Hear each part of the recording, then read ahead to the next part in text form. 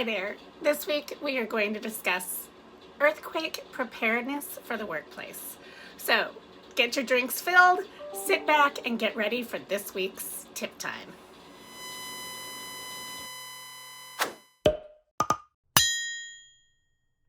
Hi there, and welcome back to the HT2 channel. I am Kelly, and this week I plan to walk you through some steps you can take to be better prepared at work for an earthquake.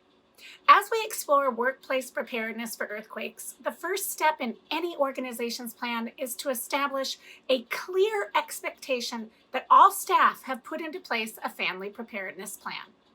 If they have a plan in place, then the minutes following an earthquake will be well spent with the implementation of their crisis communications plan. Armed with this plan, they will be able to quickly contact their out-of-area contact. Upon reaching their contact, they would indicate that they were okay and check on the status of their loved ones through that out-of-area contact. If, however, they have no plan in place, they will likely take every means to travel to their home or the location of their loved ones, particularly if there are children in the care of others, which should be cautioned, as we won't know the immediate conditions of the roads and bridges. This takes me back to February 28, 2001, when I worked for a not-for-profit safety and health organization that worked with the construction industry. At that time, I worked from home in an apartment on Dexter Avenue in Seattle.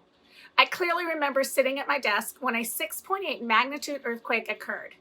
At first, I thought it was a semi-truck or metro bus that was plugging along Dexter Avenue.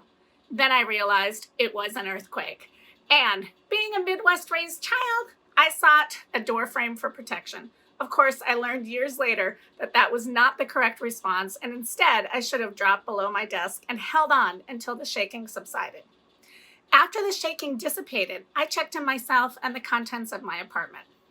There were some items that had fallen. However, there was no significant damage done.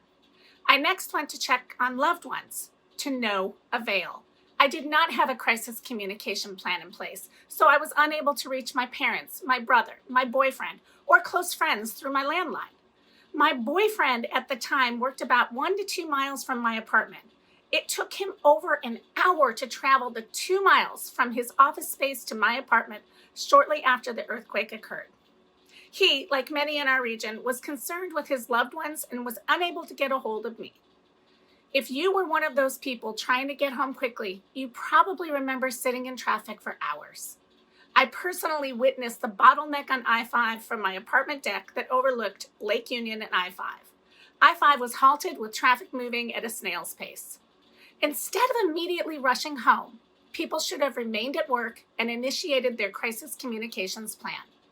They would have learned that their loved ones were okay and to continue on with business as usual. So, does your organization mandate that staff have a family preparedness plan? If you answered no, then the time is upon you to make that happen. Well, that wraps it up for this week. Remember, HT2 can help your staff build their plans. So like, share, and subscribe, and comment below, and we will be in touch soon. Stay safe, my friends.